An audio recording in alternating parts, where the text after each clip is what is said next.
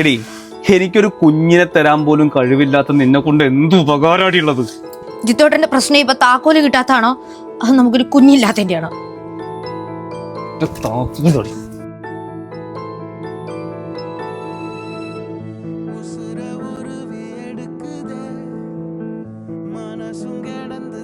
നിന്റെ കൂടെയുള്ളതല്ല ആ ചിഞ്ചു.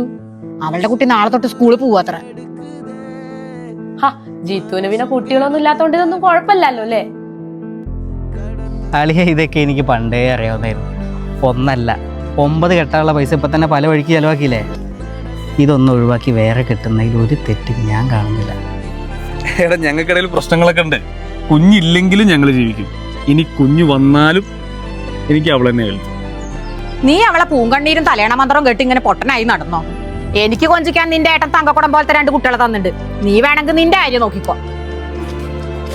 അവളുടെ കുഞ്ഞിനൊന്നും എടുക്കാൻ പോയതേ ഉള്ളു, സമ്മതിച്ചില്ല. എനിക്ക് കുഞ്ഞുങ്ങളില്ലല്ലോ, ഞാൻ കുഞ്ഞിനെ എടുത്ത ദോഷാണത്ര. എന്താ ജിത്തോട്ട് എല്ലാരും ഇങ്ങനെ? ഈ നൂലുകെട്ടിലും പേരിടലും ചോറുണ്ണൊക്കെ ഞാനും പോകാത്തതുകൊണ്ടാണ്. നിനക്ക് ഇപ്പോഴീ ബോധമൊന്നും വന്നിട്ടില്ലേ? ശരിയാ, നമ്മൾ കുറേ സ്ഥലത്ത് പോയി നോക്കി. പക്ഷെ ഈ ഒരു വട്ടം കൂടെ എൻ്റെ കൂടെ വന്നാൽ മതി. ഇതുകൊണ്ട് നടന്നില്ലെങ്കിൽ ഇനി ഒരു ട്രീറ്റ്മെന്റ് കാര്യം പറഞ്ഞാൽ വരത്തില്ല. ഞങ്ങൾക്ക് മടുത്തു ഡോക്ടറെ, എല്ലാവരുടെയും ചോദ്യവും പറച്ചിലും. ഇനി ഇതിന്റെ പേരിൽ പോവാനും കാണാനും ഒന്നും ബാക്കിയില്ല.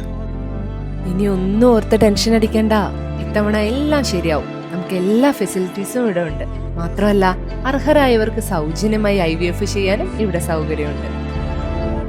വിശേഷമൊക്കെ ഞാൻ അറിഞ്ഞ് ഫുൾ ഹാപ്പി ആണല്ലോ. എടാ നിന്റെ വണ്ടി എവിടെ പോയി? അതിന്റെ കംപ്ലൈന്റ് ശരിയാവുന്നില്ലടാ. അത് ഞാനും കൊടുക്കാന്ന് വിചാരിച്ചു. വേറെ ഒന്നും ആകാലോ.